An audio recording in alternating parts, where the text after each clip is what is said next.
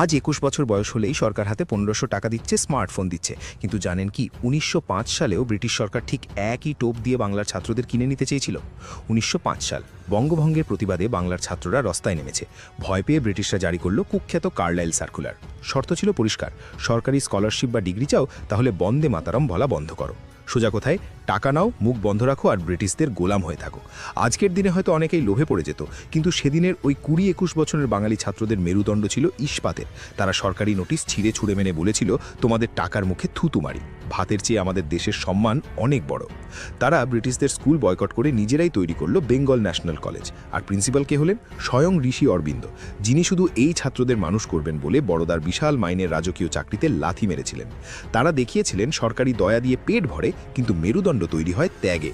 সেদিনের ২১ বছরের যুবকরা দেশের জন্য ডিগ্রির মায়া ত্যাগ করেছিল, আর আজ আমরা ১৫০০ টাকার জন্য লাইন দিচ্ছি। বাঙালি কি সত্যিই তার সেই মেরুদণ্ড হারিয়েছে? আপনার সৎ মতামত কমেন্টে জানান, আর সাবস্ক্রাইব করুন গুপ্তপুরাণ।